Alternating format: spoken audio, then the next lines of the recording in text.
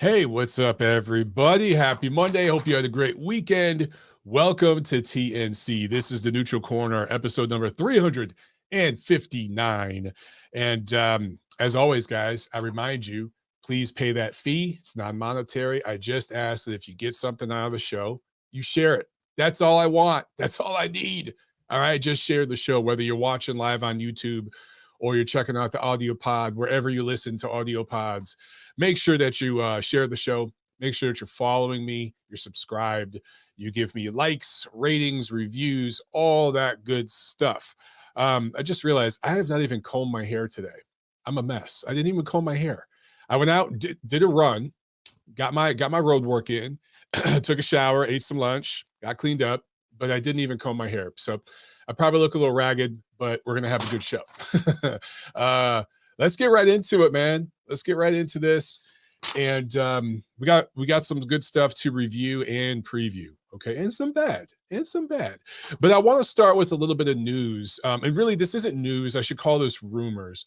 Now, I don't like to engage in rumors most of the time. Most of it's just, fight negotiations and stuff like that. I'm really not interested in that. But this is something that has serious implications for the sport. So there are a lot of credible sources talking about this, and they've been talking about it for a while, that Showtime, the network, is eventually going to be bowing out of boxing. And you can kind of see the writing on the wall, because if you look at the last couple years, really since the COVID pandemic, the only really decent fights that Showtime has go straight to pay-per-view, right?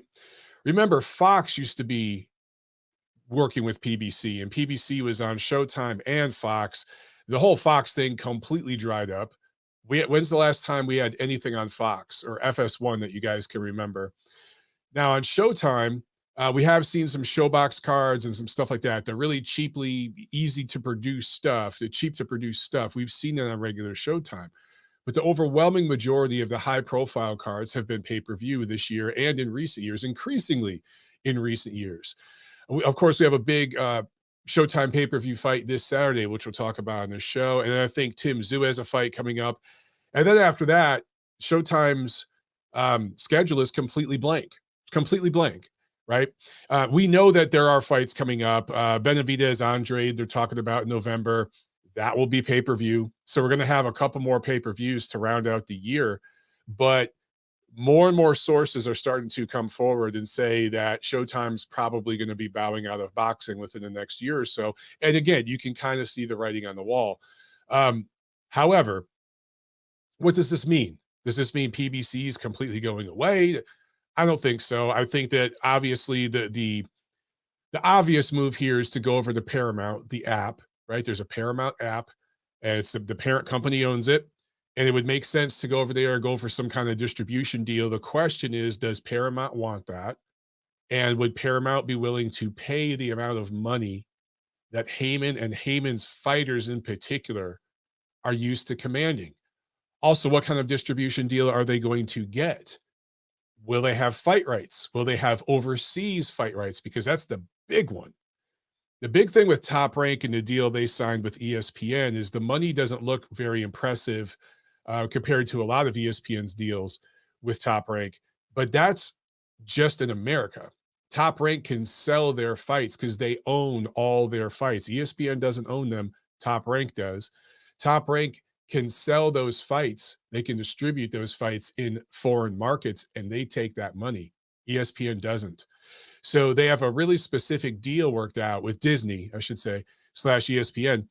Can PBC get something like that with Paramount, or will they have to share with the profits? So that all remains to be seen. Again, none of this is set in stone or confirmed or anything, guys. These are just the rumors I'm hearing, and it does have it does have massive implications for the sport. And if it does go this route over the next year or so, and we see PBC basically move to Paramount, there's going to be a lot of trolling because guys like Leonard Ellerbe and even Steven Espinoza were making fun of the Zone and ESPN Plus, saying, who fights on an app? These guys got to come fight on our side of the street. Remember all that? So there's going to be memes everywhere and trash talk.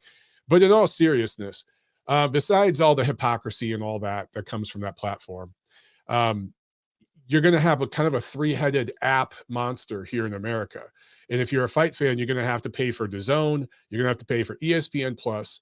You're already paying for ESPN with your cable package. That is potentially going to blow up over the next year or so. I'll talk about that in a second. But you're going to have to get ESPN Plus, and then you're going to have to get Paramount. Right. And that's just here in America. I know it's different in other parts of the world, but that's a major shakeup. And it would also signify boxing being completely off of TV except for ESPN, which eventually maybe it goes off of ESPN. I don't know. It's just boxing is so cheap to produce, and ESPN is desperate for content right now that I do think Top Rank will probably be the last man standing to have boxing on TV, regular TV, although it would be cable TV here in the United States, which is really saying something. When you look at where we were 5-10 years ago, it's interesting, man, the way these things move around, and also the track record that is with certain entities in boxing where every single network they go to eventually bows out of the sport. There's a track record. It's interesting, you know. So this opens a lot of things up. And when you talk about the quality of what fans have received this year, I troll a lot, you know, the people saying, because look, man, first half of this year, people were trying to tell us that this was a renaissance year in boxing, that this was the best year we've had in 30, 40 years. Nothing could be further from the truth. We have had exactly one super fight this year. One. Plant Benavidez doesn't count. Davis Garcia doesn't count. Lomachenko-Haney does not count. Canelo Charlo does not count. We've had one super fight. It was Crawford-Spence. And the reason that even was billed as a super fight is because Spence's promotion ran a grift for about a decade and built him up into something that he wasn't. No disrespect to him. Spence is a good fighter, but he was ranked number 3, 4 pound for pound at multiple platforms here in America. He's just not that fighter. He's not that guy. Errol Spence is a little bit better than Sean Porter. Sorry, guys. He's a little bit better than Sean Porter. Errol Spence is a little bit better than Danny Garcia. That's Errol Spence's level. He's a good fighter. He's definitely a good fighter. He's not Terrence Crawford level. He's not. So the one super fight we got this year was really a grift being exposed. And what's crazy is that fan base is still so set in their belief system, their religion, if you will, that they want to see a rematch. Most sane people, including people that care about Errol Spence's health, don't want to see a rematch at any weight. But that's where that fan base wants to go with that. So this year, you know, we have had some good matchups. Obviously, Lomachenko-Haney was a good matchup, and it turned out to be a really good fight. Benavidez-Plant was a good matchup. That is a fight that should have taken place probably 3 years ago. It was well past its due date, but it was a good matchup. Davis Garcia on paper was an interesting matchup between two very unproven young contenders. In the case of Ryan Garcia, more like a prospect. In the case of Gervonta Davis, a high-level contender. So those are interesting matchups. Canelo Charlo, you know, I'm ho-hum about it. I think it's going to be a good fight because of where Canelo is at in his career. We'll talk more about that later. But these are all interesting matchups. But are these pay-per-view worthy matchups, guys? These were HBO Boxing After Dark level matchups 20, 30 years ago. And I know some of you young guys don't like when I talk like this, and you get really, really pissed off. If you're in your 20s and you're hearing me talk like this, you're saying, oh, Mike, you're just an older guy in his 40s who is just talking like, you know, your dad. And let's say we eventually all turn into our dad, right? And you say things that your dad said to you when you were young. I hear you. I get it, okay? But I want you young guys to understand something. I'm a child of the 80s, a teenager of the 90s, a young adult of the 2000s, all right?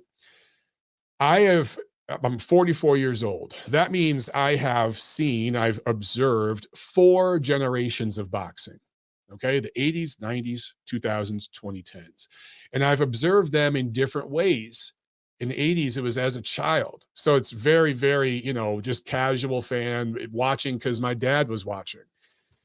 In the 90s, it was a little more nuanced. As a teenager, you could kind of understand what's going on. And then, as an adult in the 2000s, a young adult, I was living on my own for the first time and paying for HBO and Showtime. And I cared about the quality of fights I got because for the first time in my life, I'm paying for cable, living on my own, and then in the 2010s, I'm part of the boxing media observing the sport. So I've seen it from different angles, and I've seen 4 generations. And I'm telling you guys, I know quality when I see it.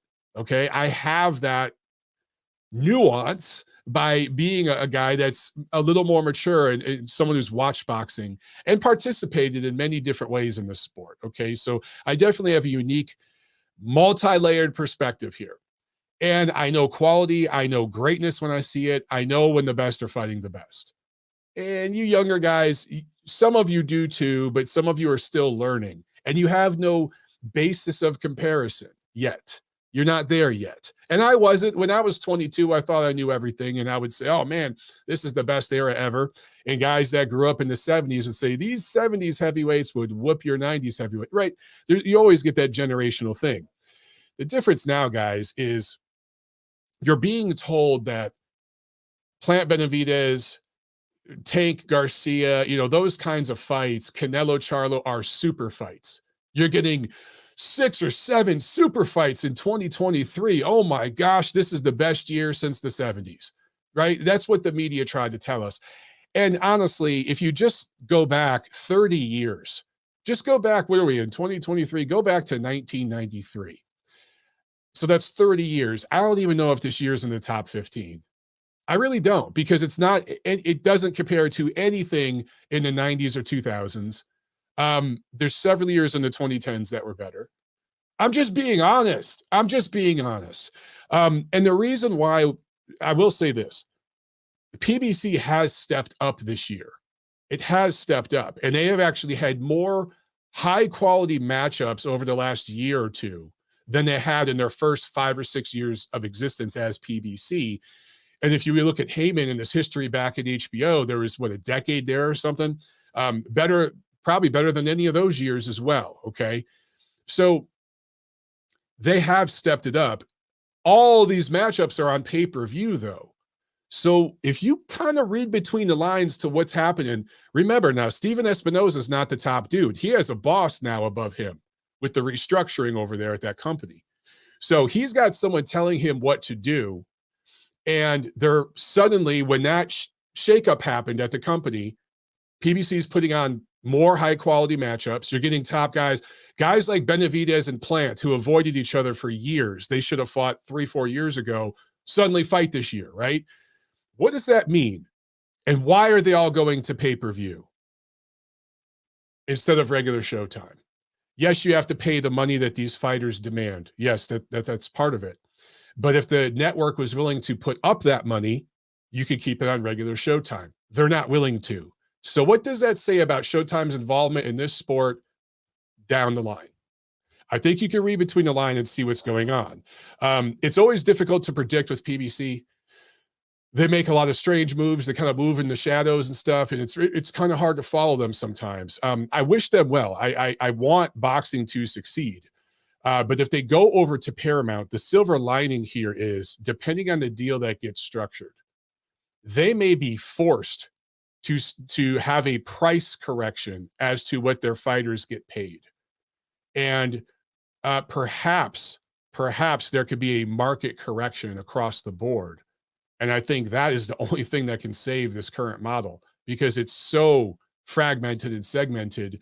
And if this actually happens, if Showtime bows out, that's going to further continue. And you're going to have more and more apps. And unfortunately, we were told that DAZN would be just DAZN. ESPN Plus would be ESPN Plus. But now you're also paying for pay-per-view on those streaming platforms. So you're paying for the streaming, and then you got to buy a couple pay-per-views. That model just cannot sustain. So something has to give at some point. I do. One of you guys here, Omar, is asking me in the chat, do you think Showtime boxing is going the way of HBO boxing? I do. I absolutely do. And HBO, there's several reasons why they bowed out of boxing. Boxing was still fairly profitable because, again, it's not that expensive to produce. And you think of some of the last couple pay-per-view cards they had, the Triple G Canelo fights, those were very profitable shows. It's about, with boxing, it's not as big of a moneymaker as other things.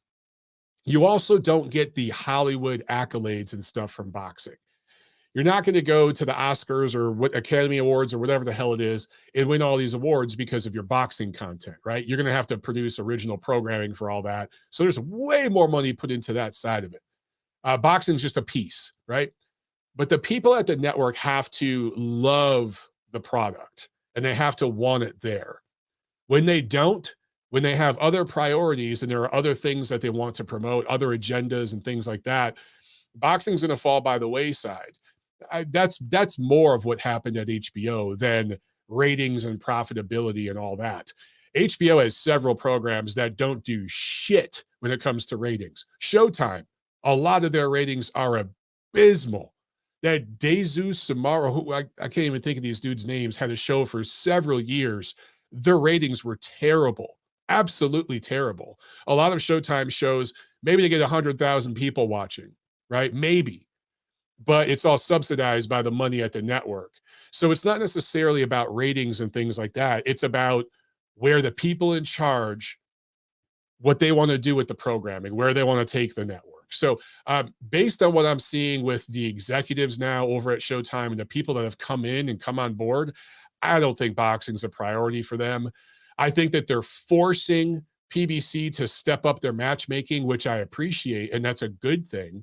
And Espinoza and those guys are having to put together some higher quality matchups. They're still not great. Benavidez versus Andrade, I'm sorry, that's not a really great matchup. It's interesting, but what the hell has Andrade done in the last decade to make this any kind of super fight, right? So there's just an example. But on paper, that's one of the best matchups PBC has had in years. Like it's among their top matchups when you think about it, just like Benavidez Plant was. On paper, that's one of their higher level matchups. That's up there with like Thurman Garcia and fights like that were once on regular American network TV not too long ago. But they blew that up. So yeah, dude, I just, Showtime, it seems that they want to put any high quality fight, it goes to pay-per-view, because they don't want to put up the money for these fights. If they believed in the product, they'd be putting up the money. That starts to get my mind wandering, okay? And then when I hear about other things, just with some of the people taking over at the network, and I know who some of these people, their track record, their history, they don't give a damn about boxing or sports at all. They just don't.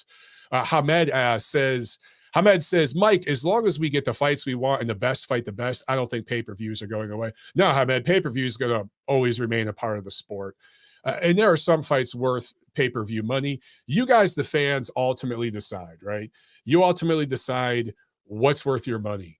I think more and more of you are starting to find streams for these fights. Less and less of you are buying them. And that is leading to issues like we're seeing over at Showtime, where they're going to have to go over to Paramount at some point here. But I'm with you. Pay-per-view isn't going away. My thing is, if it's not going away, fine. Okay. Let's use DAZN, for example, which DAZN has been abysmal this year. Showtime has had a good year if you don't mind paying $500. And ESPN has had a sneaky, dare I say, dollar to dollar, like bang for your buck. ESPN has actually had the best year in 2023 because they pick up fights like Zhang, Joyce. Did they not have the Joshua Usyk fight too? I think that rematch. They're picking up those kinds of fights. And those are the fights that diehard boxing fans want to see. And you're getting that with your subscription over there. DAZN's not picking up those sorts of fights. And Showtime, of course, isn't either. So I think the real value this year has been at ESPN. It really, really has. But anyway, if you're DAZN, they were once $100 a year. Then they jack their shit up to like 250 a year here in the States, and they're doing pay-per-views. That's just a slap in the face. I don't blame anybody for dropping their DAZN. I dropped it very publicly. Not that like that means anything in the big scheme of things, but like I am a diehard boxing lifer. If I'm dropping my subscription, that's saying something. I dropped my Showtime subscription a while ago, like a year or two ago. I dropped my DAZN this year. The only one that I've remained with was ESPN. And even that, it just expired this month and I haven't renewed it yet. I'm considering maybe renewing it. I don't know if I need to. I got the Fire Stick and I could find these fights anywhere. I will say this, if I was going to pay for any of them, if I renew any one of them, it's going to be ESPN Plus. All right. Let's move on real quick. I want to get to this review preview, and then I'm going to try to get a couple calls. Guys, I'm only going to go for like an hour today, just to help my wife with the baby. So we're just super busy today.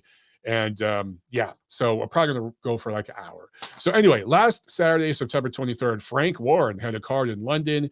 It was televised on ESPN Plus here in the States. In the main event, Zhilei Zhang improves to 26-1-1 with a knockout over Joyce in the third round, defends his interim WBO heavyweight title. So let's talk about Zhang, Big Bang Zhang real quick. He has improved vastly since that majority draw we saw him have with Jerry Forrest back in 2021. Remember that one? How sloppy he looked. Yeah, he's improved vastly. So what changed? I think that he learned a lot in that, even the Jerry Forrest fight, but the Hrgovic fight, something kind of changed there. He showed us a level that we hadn't seen in him. His confidence started to peak. And sometimes, guys, in this sport, it's just about confidence and momentum. And right now, more than anybody in the heavyweight division, and I'm including the top guys, nobody has more positive, more momentum and beaming confidence than Zhang. He's the guy right now in that regard. And so that's the key thing. He's also just learned craft as he's finally stepped up and faced these top level opponents. He's been forced to learn on the job, and he's shown us little things. So in this fight with Joyce, now apparently Zhang is saying they had spies in Joyce's camp, and they knew what Joyce was going to do, that he was going to move to his left and look only for the left hand from Zhang, because remember, Zhang's a southpaw. Look for that straight left hand that kept busting up Joyce's face in the first fight. And that's exactly what Joyce did. Okay, even if you knew that's what your opponent was going to do, you still have to be patient. You have to have the discipline to be patient, let things set up, and then you have to have the craft and skill to set up the knockout blow. Zhang did all those things, and he did them beautifully in this fight. The first round, he let Joyce get a little comfortable and do what he wanted to do. He wanted to see if Joyce was bringing anything extra based on what he had heard, his scouting reports from camp. And Joyce was keeping his right hand up in front of his chin, right? Not the side of the head, but the front of his chin, to catch that straight left hand from Zhang. And he was also kind of doing like a half shoulder roll kind of thing anytime Zhang threw a hook or used the right hand at all. He was kind of trying to roll with the punches. Now, and he was moving to his left, I should mention, okay, which is moving into Zhang's right hand, his lead right hand, his hook. Zhang saw this right away and just took his time and let Joyce get comfortable in that pattern. If Zhang would have started throwing right hooks 30 seconds into the fight, perhaps Joyce makes an adjustment. Instead, he let Joyce win the first round. And he let Joyce, the first round was maybe 10-10, but if you were going to give Joyce a round, it would be the first. He let Joyce move that way until like halfway through the second round before he started really, really getting aggressive. What that did is that got Joyce in a pattern. It got Joyce feeling comfortable in that pattern. He felt safe moving in that direction. He felt, oh, I can see the left hand coming. Okay, I'm good. I'm good here. And he kind of lulled Joyce to sleep in that sense, right? And then back to the shoulder roll thing, though, guys. If you're going to do a shoulder roll or just kind of roll with punches, like Canelo does it a lot, you have to go all in on that. You have to be 100% in on it. You can't half-ass it. You can't 50% it. And so that's kind of what Joyce was doing. He'd kind of roll with punches. Sometimes he was completely squared up. Sometimes he gave a small, narrow angle and did it properly. But if you half-ass a shoulder roll against a southpaw who has a mean lead right hook, you're going to move right into it. It's going to hit you right on the temple. Also, the shoulder roll only really works when you're the taller fighter. You won't get hit with hooks and stuff the same way with if you're the taller fighter. They're going to be punching up at you and they're going to be punching into your shoulder. But if you got a guy who's the same height as you, and because you're orthodox and he's southpaw, the distance is really cut, right? The distance is closer. Man, that hook is really, really dangerous. It was just a bad tactic from Joyce. What Zhang ended up doing is shooting straight left hand down to the chest, shifting while he shot that.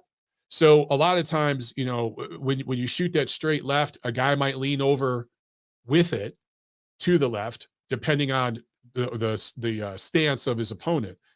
What he did, what Zhang did, is he moved to his right while he shot that left to the chest, and that positioned him to come with a right hook over the top. So it was a throwaway punch, the left hand.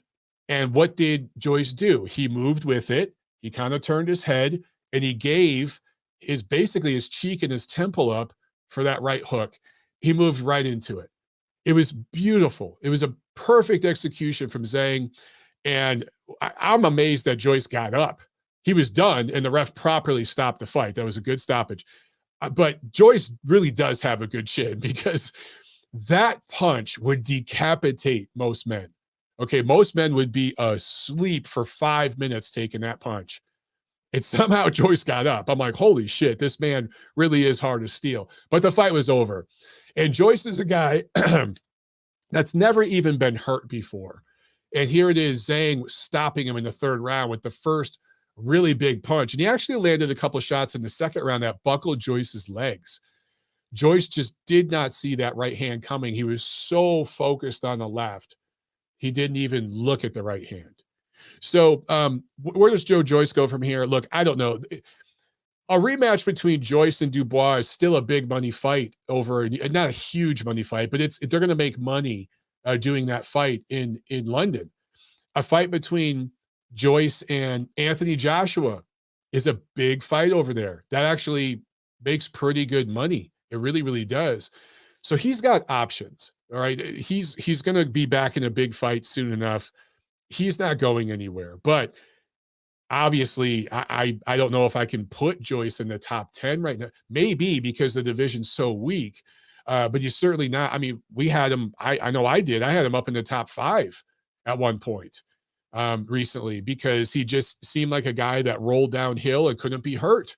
Well, I always said this about Joyce. I said he will go as far as his chin will take him. Go back and look at the video. I must have said that 100 times about him. And he went as far as his chin could take him. Now we know. As for Zhang, he's clearly a top 5 heavyweight. I still see a lot of people out there saying he's not that good.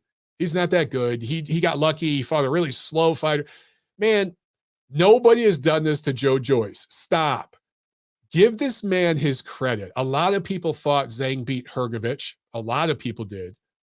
And now he's beat Joyce twice. So his last 3 fights, you could argue he beat Hrgovic and Joyce twice. That's 2 top 10 heavyweights. Yeah.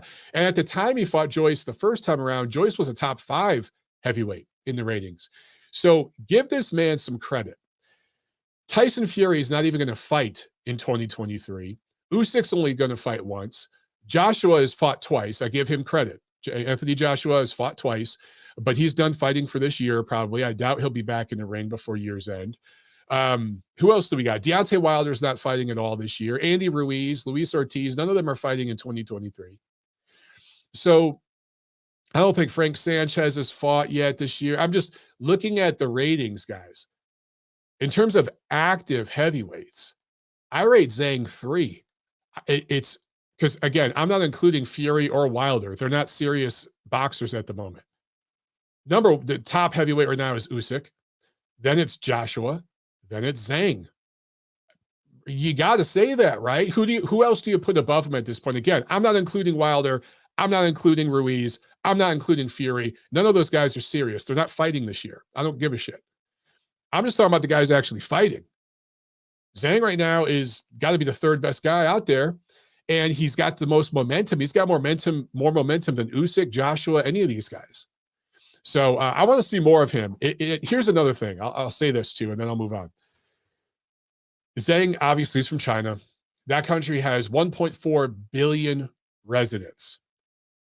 If I'm Frank Warren, who's still got a piece of that, I think he's still the lead promoter or co-promoter or something when it comes to Zhang. I think they have a contract together. I'm looking at doing a showcase fight, maybe December, maybe early next year, January, February, over in China. It doesn't matter who the hell he fights. He could rematch Jerry Forrest, and they could do that over there in China.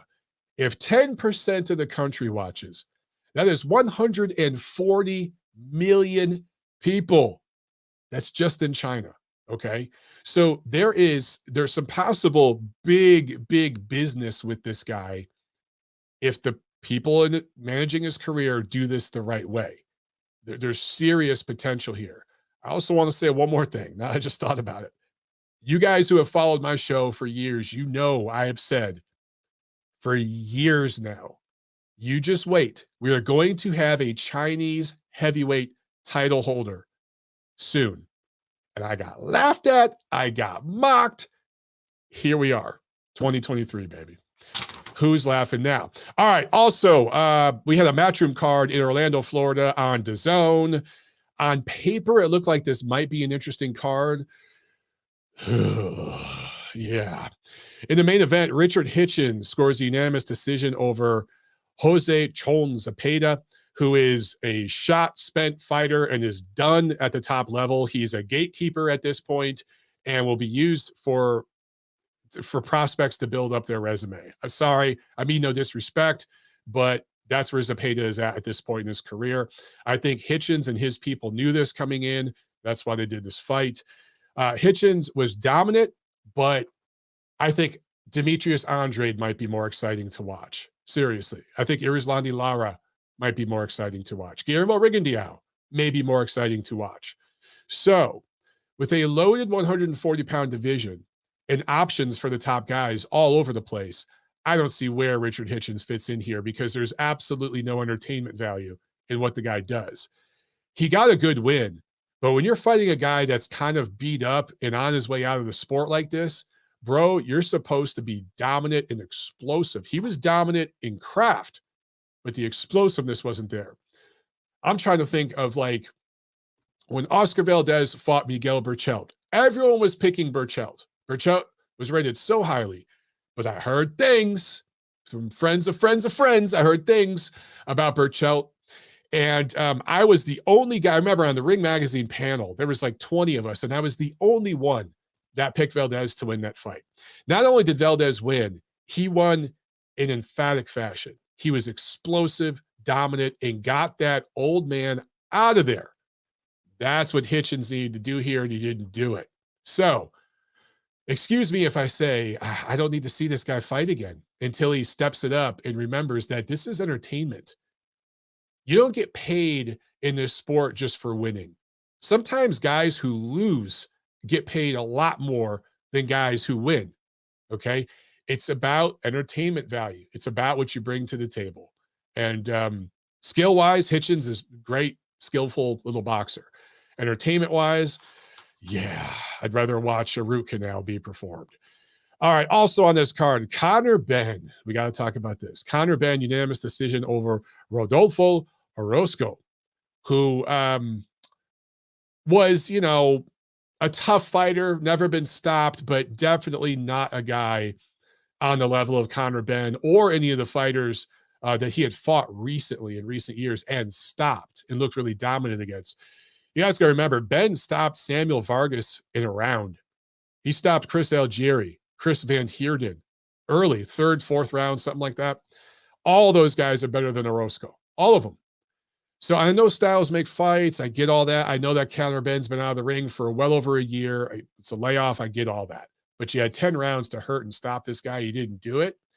Given the performance-enhancing drugs test situation, the spiked eggs, all that stuff, seeing the explosive, dominant knockouts before all that, and then the first fight back, you're in there with a showcase opponent and you can't get them out of there. I'm just saying the optics of it all don't look very good. If I'm Conor Ben, need to get back in the ring and need to get that explosive power back and show that you're the same guy that you were prior to the spiked eggs. I'll just leave it there. Also on this card, the best fight on the card, Jessica McCaskill and Sandy Ryan fight to a draw. Jessica keeps her 2 belts and Sandy keeps her 1 belt. This was a 3-belt unification. A lot of people thought Sandy Ryan won this fight. That seems to be the majority opinion, not just from British fans either. It seems to be the majority opinion everywhere. But these 2 ladies put it on and ended up, in terms of the most back and forth action, this was the fight of the weekend. So congrats to both ladies. You know what? Do it again. In situations like this, I say, just run it back. Run it back and settle the debates. Okay, let's see. Before I get into the preview. Trent Nonpareil with a super chat. Thank you so much, Trent. He says, Zach Parker called out Anthony Yard at 175 on Saturday. Who wins? That's interesting. You know, I would have said Zach Parker a while back. Now I'm not so sure. Maybe I'd pick Anthony Yard in that fight. But I'd have to really, really think about that and just kind of look at their recent resumes in more detail. But off the top of my head, bro, I don't know. I might shade Yard in that one right now. I think Yard has learned a thing or two. I really, really do. And he's shown us some levels in recent years that, you know, we didn't know he had. But you know, I have to think about it. Okay, preview time. This Saturday, September 30th, we have a few different shows. Matchroom has a show from Monte Carlo, Monaco on DAZN. Joe Cordina, 16-0, defending his IBF 130-pound title for the second time against Edward Vasquez. This is the level of matchups you're getting on DAZN right now, guys. You know, and I'm not trying to bash DAZN. This isn't a terrible fight or anything like that, but $250 a year. Matchroom also has another card from Wembley Arena in London. Of course, this is also on DAZN. Jai Opetaia defending his IBF cruiserweight title for the first time against Jordan Thompson, a 15-0 undefeated Londoner with a dog shit resume. This is a big step up in opposition for him. So this on paper appears to be a showcase type of fight for Opetaia. Since upsetting Marius Bradis last July, Opetaia has not fought at all. This is his first fight since that big breakout win for him. Was it a fluke? Is he going to go in there and get beat by Thompson? Well, we shall see. We shall see. Also, the big one, Las Vegas, PBC on Showtime pay-per-view. Canelo Alvarez versus Jermell, not Jermall, Jermell Charlo, for the undisputed super middleweight championship. Now, real quick X's and O's. These guys are actually the same age. I think they're both 33. But in terms of boxing years and wear and tear, Canelo's the much older guy for several reasons. But most notably because he's just been in some tougher fights against way better opposition. His first 2 fights with Golovkin, I don't even really think about the third fight, but those first 2 fights with Golovkin, there was more wear and tear taken in those 2 fights than in Charlo's entire career. And I'm not trying to be hyperbolic. I mean that literally. Those 2 fights put more wear and tear on Canelo Alvarez, more miles on his boxing odometer than Charlo's entire career. Yes, I'm saying that. And that doesn't include Canelo's other fights. Canelo's also a guy that, you know, he was a teenager when he fought at welterweight, so I don't really consider that. His career really started at junior middleweight, and now he's been fighting at super middleweight, and he recently fought at light heavyweight and took a beat down against Dimitri Bivol, right?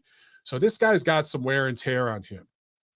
So they're the same age, but Canelo's older, if you catch my drift. Jermell Charlo is taller. He's longer. He's going to swell up after the weigh-in and be the much larger fighter in there. Trust me on this. It's going to look like a super middleweight versus a light heavyweight in there. And the light heavyweight ain't going to be Canelo. Weight-wise, perhaps, of course, both of these guys are going to be cruiserweights the night of the fight. But just in terms of who's the bigger, longer, taller guy, that's going to be Charlo. Now, those things combined with the fact that I think Canelo has lost a step. I do not think this is the guy that peaked in the late 2010s, around 2020. That was actually, even by 2020, he was starting to, I would say the late 2010s was Canelo's peak years. That's when he was really, really peaking. And we're a few years removed from that. I think he's clearly lost half a step. I'm not saying he's shot. I'm not saying he's faded. He's still one of the top fighters in the world, but he is at the point in his career where if Jermell or Charlo were ever going to have a chance to beat Canelo, this is it. This is it. Okay. So, all that being said, Canelo's going to win this fight. Canelo's just a better fighter. He's better in every single facet of the game than Charlo. I think Charlo is a better athlete. I think Charlo has maybe better footwork, maybe. But in terms of just craft, skills, head movement, defense, offense, counterpunching, ring IQ, of course, experience, level of opposition, all of that. Canelo is just levels above Charlo. So unless Canelo really is completely lost a step and is just well past it and looks old overnight, I expect him to beat Charlo. But because Canelo has lost half a step, because of all the intangibles I just mentioned, I think Charlo's going the distance. If this fight happens 2 or 3 years ago, he does not go the distance. Canelo sleeps him in the late rounds. But now this fight's going all 12. PBC just signed a 3-fight deal with Canelo. If there's going to be a robbery in this fight, because I hear the conspiracy theorists talking already, it's not going to go to Charlo. They have a multi-fight deal with Canelo, and they have big business down the line for him. So you could end up seeing Canelo versus Jermell, and then Canelo versus Jermall, and then maybe Canelo versus Crawford. I don't know if he's ever going to fight Benavidez. I just don't. But it's PBC has big business here on the line. So if it's a really close fight and the cards are going to go one way, plus look at the track record here. Look at, Charlo has actually lost some close fights on the cards, right? Didn't he lose that fight with Harrison and stuff? Canelo don't lose in Vegas. So this is going all 12, and Canelo Alvarez wins a decision. I want to talk about just how big of a super fight this is, because we keep being told, oh, another super fight. This is like the 6th, 7th one this year. Oh, my God, right? That's what Dan Canobio is telling us, and Jake Donovan and those guys. It's not. And I'm not trying to shit on this fight, but it's not. I saw tweets this morning where ticket prices have been slashed by over 20% for this fight during fight week. If you have a super fight on your hands, even just a commercial fight where like Davis Garcia wasn't a fight that meant anything in the realm of boxing because of the weight division was held at and everything else. I didn't do anything for the lightweight or junior welterweight divisions, but commercially it had mass appeal on social media, right? Ryan Garcia brought all of his fans in to buy that pay-per-view. Gervonta Davis brought all his fans in to buy tickets, and it had big crossover mass appeal in certain pockets of our population on social media. This fight doesn't have that, because if you had anything like that, you're not discounting tickets by over 20% the week of the fight, especially when you have Canelo Alvarez, who is the biggest star in the sport. It's not the matchup fans wanted. It's not anywhere near. It's not a matchup that fans even asked for. No one's been asking for this. It's an interesting matchup, again, because of where both men are at in their careers. It's interesting, but nobody asked for this. And it's not this big super duper fight. When I look at Jermell Charlo's resume, okay, let's talk about this. He had one fight each in 2020, 2021, 2022. He has not fought in nearly a year and a half. And yes, he's the undisputed junior middleweight champion. Do you know how many defenses Charlo has of his undisputed junior middleweight championship? Do you know? Zero. He won undisputed last summer. I think it was last spring. Hasn't defended it once. So you have a guy that just won the undisputed junior middleweight championship. And it's not as if Charlo went through a murderer's row to get it. You got 3 of those belts in one fight against a guy who kind of won the lottery. He benefited from some opportunistic matchmaking and timing. He hasn't had to fight some of the young guns like a Tim Tszyu, who he was supposed to fight, remember? Somehow the sanctioning organization hasn't stripped him, even though those fights haven't happened. How does that work? I don't get it. What's going on? But this guy has 0 defenses of his undisputed junior middleweight championship, and he's going to skip 2 divisions to fight the main man up at 168. Yeah. Canelo.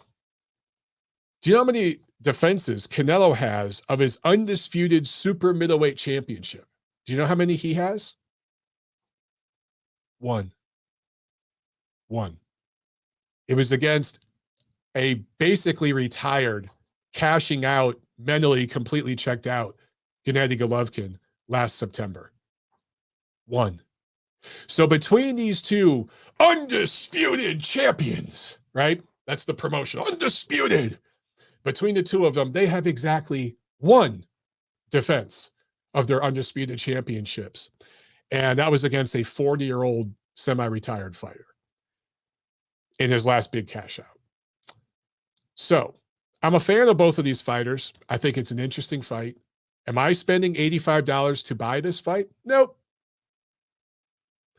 If I watch it, cool. If I don't see it live, I don't care. I can watch it Sunday morning when I get my daughter up and she's playing with her toys and I'm having my morning coffee. I can find it on the good old Fire Stick or on YouTube. I may watch it Saturday night. I may not. But I'm just telling you guys, that's just where I'm at with this. I think that it's going to somewhat resemble Canelo's fight with Daniel Jacobs. I think that's kind of what we're going to see here. I think Charlo has more in the tank now than Jacobs had at that point. But I do think there will be some parallels and similarities to how that fight looked. In the end, Canelo Alvarez wins this on points. All right. That's how I see it. All right, real quick, guys. Let's take a couple quick phone calls. These gots to be quick because I got to go. All right, so let's do this fast, guys. Let's run through this. Let's get our first call here. I think this is Hamed. Hamed, is that you, my brother?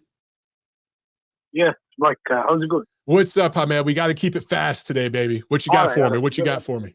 I just wanted to ask you a couple of questions. All right.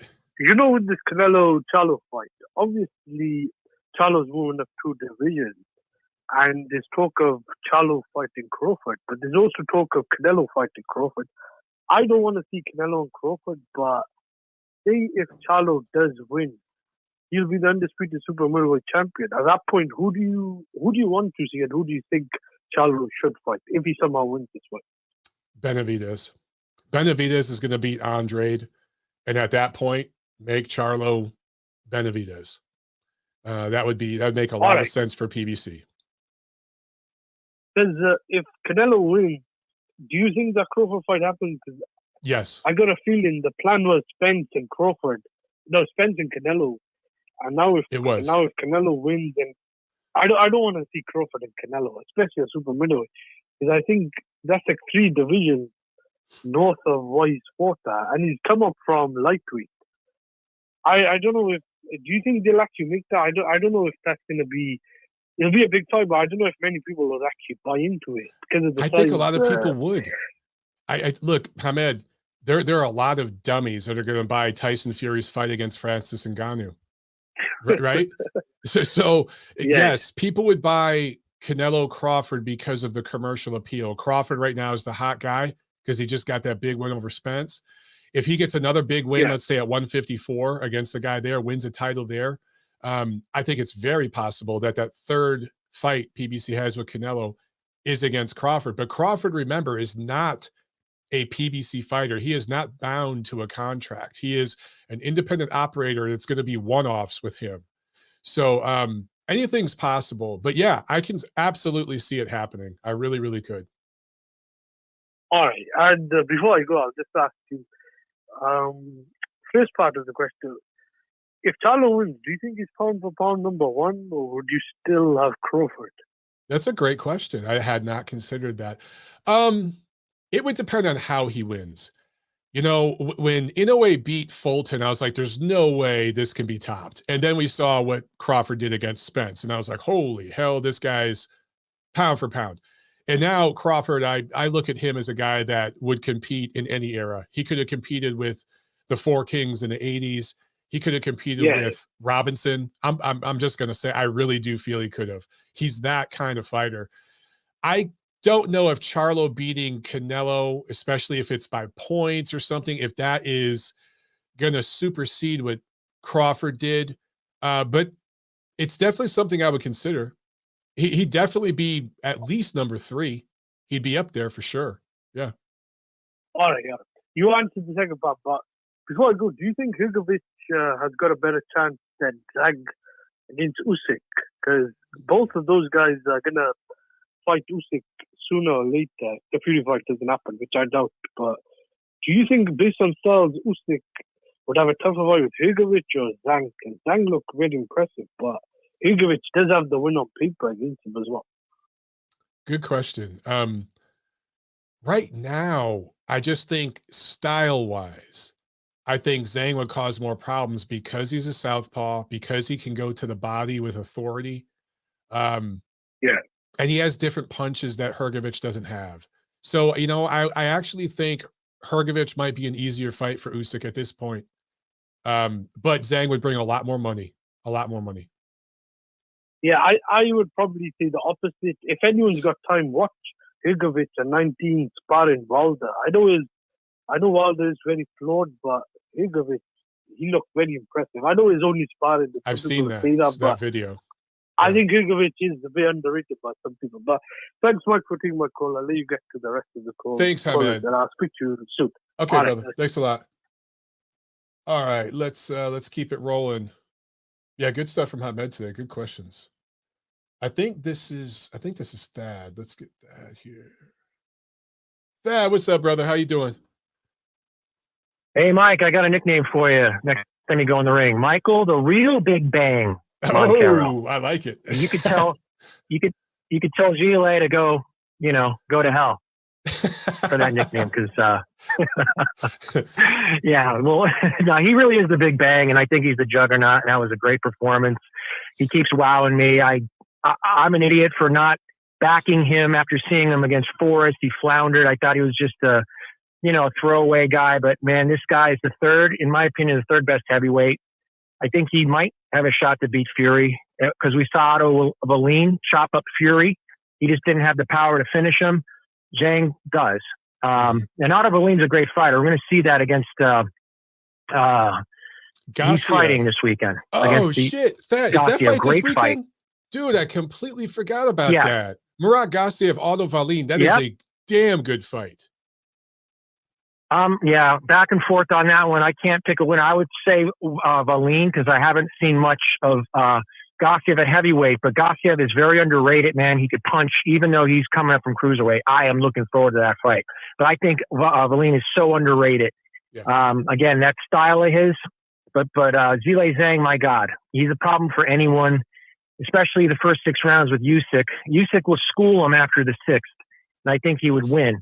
Maybe stop him late, but Zhang, and he's like a local guy in Jersey now. He's actually, melding well into that community. He seems like he has a great personality. Just these guys don't speak English. That's the only knock. It just stinks. But down to business, Mike. And with this whole thing with PBC and these networks going pay-per-view and DAZN, a joke. I cut my cord on DAZN. ESPN Plus, good value, but they're going up in price another $1 in October. So the content isn't there. ESPN Plus probably has the best content, but the Beterbiev fight was canceled. That happens a lot where you're banking on, having this fight, and it's like, oh, my subscription expired. You don't get the fight. But the Zone is really struggling. They don't have, the big, no pun intended, big bang for your buck. And you have to, go back to PBC's business model. They're the one who set this up by overpaying fighters for fighting tomato cans. And then when they were supposed to step up against big competition, they said, no, I want 10 times when I fought this guy. And that's not how you run a business. You don't overpay. The market, you don't go against regular economics. Okay. That's why capitalism works and communism fails. Okay. You overpaid these guys. They don't want to fight the big fights. And Frank Martin is what we're left with. Frank Martin passed up $1.2 million or $1 million and a chance at the title. Okay. To fight, once in a lifetime fight against Shakur, who's probably one of the top pound guys. And he says, no, he's going to get beat by some ham and egger for like 50 grand. Another mistake by people who think they know business because they're supposedly businessmen that didn't graduate high school. Now, I went to business school. I went to college. I got my master's, partially my master's in business. And these guys were the ones that were goofing off in class, dropping out of school. But yet all of a sudden they're businessmen and they're telling these guys, these fighters, hey, you got to hold out for more. And it ruined the sport on a grand level, Mike. Unfortunately, this is a niche sport now because the big fights aren't happening, contrary to popular opinion. They say it's the greatest time in 30 years. Bullshit. Yeah. Come on. I'm an old school guy. This era stinks. Okay. And it's going to get worse now that a lot of these guys are, passing their prime, and guys like Canelo are going out, and Lomachenko's on the back nine, and Triple G's retiring. You just don't have that class anymore, a fighter that fights anyone at any time. A lot of those guys were ducked, and we know that. But this new era of American fighter particularly, they just don't understand. You have to put the work in. They think they could become Mayweather overnight because Al Heyman said, hey, I made Mayweather. No, he didn't. Top Rank made Mayweather. Mayweather made Mayweather early. He became a bad guy later in his career, stunk out the joint running around by being the Gorgeous George persona of the WWF from years ago, playing the bad guy role. Okay, that doesn't work anymore. These guys, Frank Martin, no one knows Frank Martin. Okay, he's not gonna have this opportunity again. And this is what it led to, Mike. And people could get pissed off hearing it. Well, you don't know boxing. No, I know business. Okay? And people have to understand. They ruin the sport for all of us. Okay? You might be making money, off of boxing, and salute to you. But it doesn't do good for the rest of us and you when this happens, when fights can't happen because of overpricing and pricing yourself out. Okay? So, hey, if you don't like it, take it up with the boss man Al Heyman, who actually, in my opinion, he's like a glorified ticket scalper. I want you to ask your friend that's in the business of selling tickets. He's a good guy, Mike. His name. You should ask him about Al Heyman and that ticket deal where, just like in the music business, where they would buy up all the tickets and then sell them online for like 50 times the amount that they were listed. Price gouging. I forget what there's a name for it. It's not I know what you're talking about. Yeah, else. A lot of guys do that. I'll tell you this. I got a couple ticket guys. Okay, some of them I mention their names publicly. Some of them I don't because they want to stay more underground. Mm-hmm.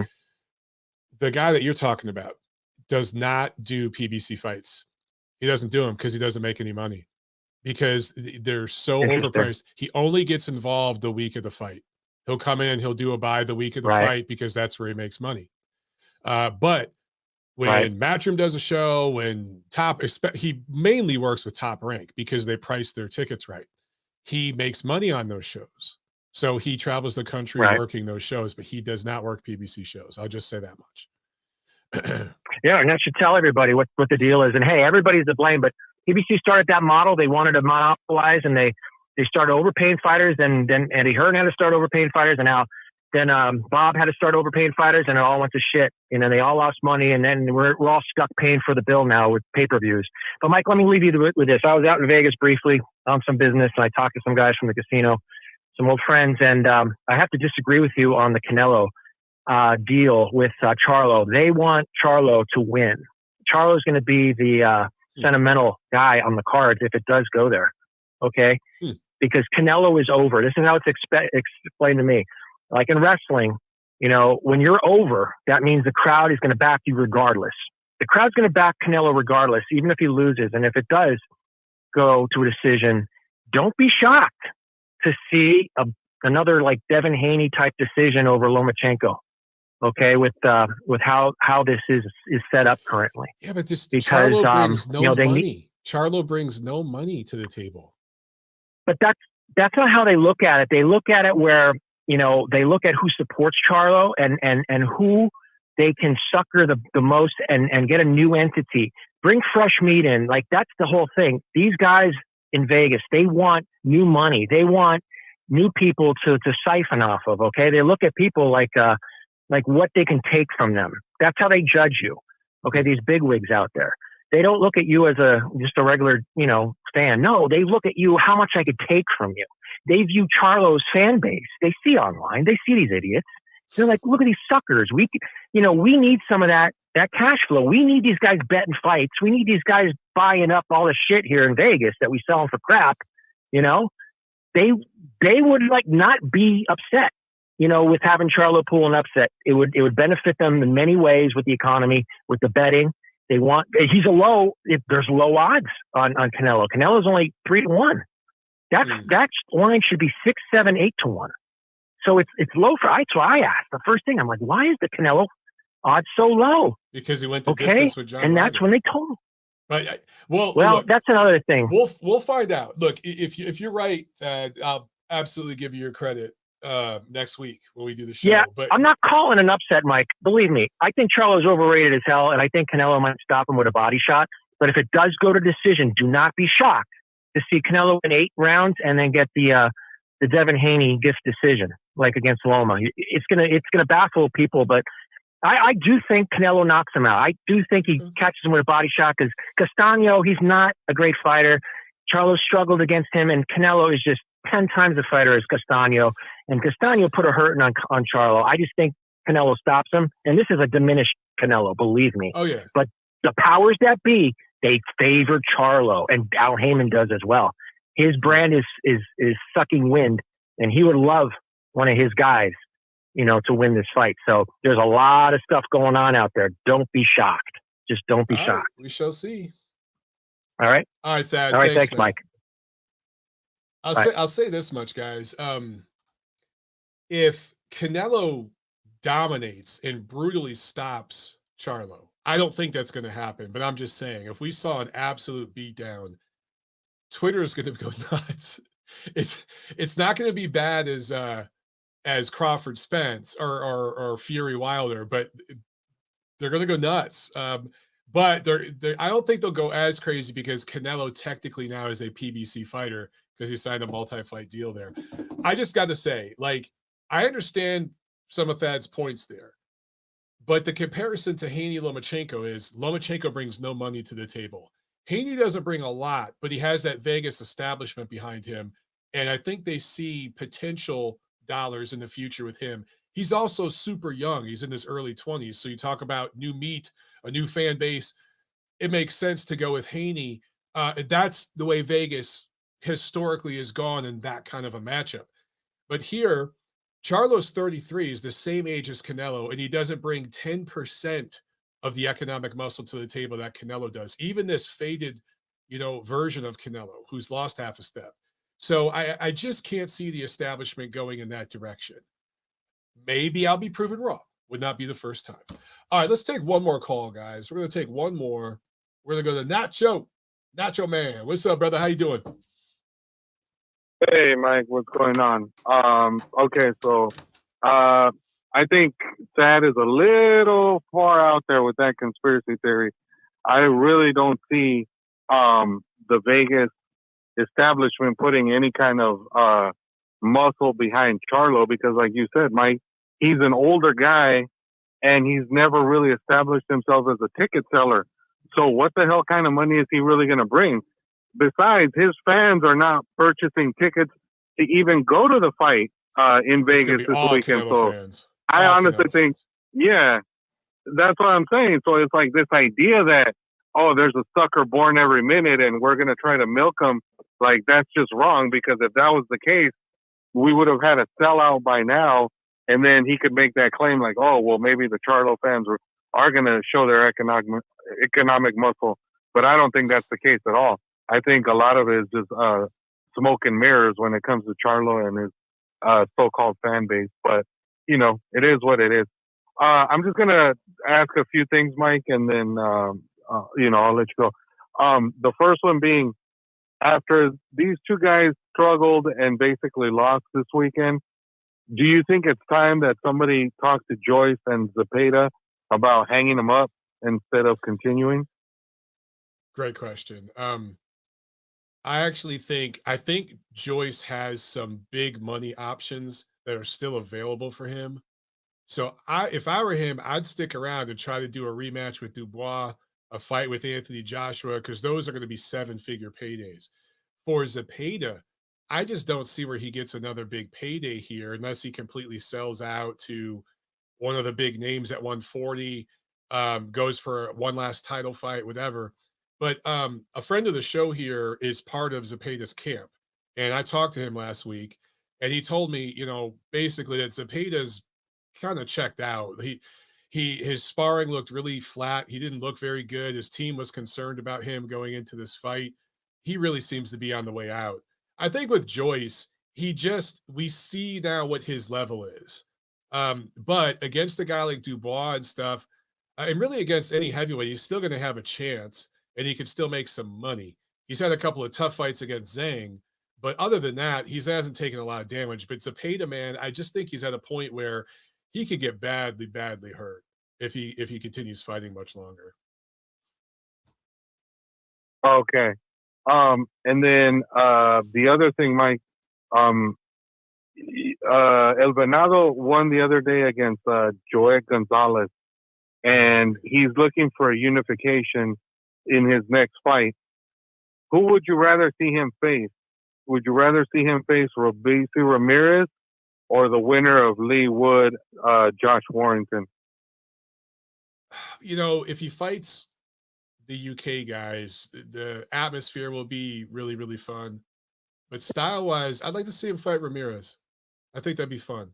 And I'm a fan of Ramirez. I think he's an underappreciated fighter. I don't know. I like him, and I'd like to see that matchup. But you can't go wrong either way. You really can't go wrong either way. And maybe what you do is the Ramirez fight first, and then the winner of that goes over to the UK and fights in front of one of those big crowds, and you know you unify the whole thing. That'd be awesome. Maybe we can get that. Yeah, hopefully that ends up happening for sure. And then also, I know you brought it up when you were talking to Beeb and Eric yesterday, Mike. If they can't get any of the top 5 contenders to face him next, who would you like to see Zhang fight in China as a stay busy fight? Anybody. Like I said earlier on the show, he could rematch Jerry Forrest. I don't care. Just get him in the ring again. Like if they could do a fight in December or maybe early January, it could be anybody. Because I think he get a voluntary defense for his interim title. I think he'd be allowed to do that. But make a big event over there in China, man. Those cities over there are massive. Nacho. I've been to Shanghai. I went to Shanghai once for a couple weeks, and it makes LA and New York look like medium-sized cities. Those cities are massive, dude. There's so many people there. Mm-hmm. So, like, if they did a big fight in Shanghai or Beijing or something, like that'd be amazing, man. I'd love to see that. I mean, when have we had a heavyweight fight in China? You know what I'm saying? Like that'd be really cool. Yeah. Yeah, that'd be definitely something for the history books because we've never seen it before. So, yeah, it would definitely be a unique situation for sure. And then, really quick, last thing, Mike. We saw him come back on the undercard and knock off the Rust, and he had a little bit of trouble against the opponent that he fought this weekend with Conor Benn. I have a suggestion, Mike, and I wonder what you think of it. What would you think of Conor Benn fighting somebody like Israel Madrimov or Michelle Soro in a fight either next or maybe after he gets another tune-up to like kind of get the rust off completely? The Madrimov fight could be ugly for him, but Soro, yeah. I think Soro would be interesting.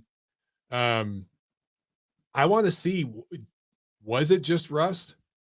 Or, you know, cause I'm telling you, you know, I'm not going to get into all the stuff with his testing. Yeah, no, we don't need to go into it's just that whole testing shit. Like that's just too long. Yeah. But it just, he didn't look the same. Maybe it was just rust. Maybe in his next fight, he'll be the guy that we saw before. Because, man, those 3 fights before that, I mentioned him fighting Samuel Vargas, Chris Van Heerden. He was exciting. I enjoyed watching him in those fights. I was like, damn, dude, like I want to see more Conor Benn. And then the fact that he speaks beautiful Spanish, he with all the inflections, and he speaks really good Spanish. He's definitely a marketable dude. He's very marketable. But no, yeah, for sure. Yeah. But honestly, Mike, as much as like you give him some credit for getting those wins against those 3 guys you mentioned, I think to a certain extent, maybe it was just the matchmaking of those 3 fights That's a good that point. made him look a lot better than he really was. That's my only concern as far as when it comes to those 3 wins, because he didn't face a prime Van Heerden, a prime Algeria, or a prime Vargas. Yeah. He fought 3 guys that were kind of on the decline. So, you know, it'll be interesting. But, yeah, I would definitely like to see him maybe get one more tune-up to knock off any last rust that's left, and then have him fight somewhat of a name at 54 to see if he is really a legit guy or if he's just a novelty with a famous last name like Chris Eubank is. Right. Yeah, absolutely. Yeah. All right, Mike. Well, I agree. Okay. All right. Well, that was my call, Mike. I'll talk to you later. All right. Thanks a lot. Appreciate it, Nacho. All right. All right. I know I got a few of you guys I'm leaving on hold here. I'm sorry, but we've been going for over an hour. I promised my wife I'd do an hour today. We'll be doing an hour 13 here. So let me get to this super chat from Deed. Thank you so much, brother. He says, I got Canelo getting a lion pelt in 7 rounds. Okay. Look, if that happens, dude, Twitter's going to freak out because those fans over there, man, they do not handle losses like that very well. And Twitter's going to have another freak out. All right, guys, that's it for this show. We'll see you next week. We'll do it again next week, and we'll review all the fights this weekend. Do not sleep on that heavyweight fight overseas between Murat Gassiev and Otto Wallin. That might be the best fight of the entire weekend. Trust me on that one. All right, guys, have a great one, and we'll do it in a week. Love you guys, and I'll see you at the fights.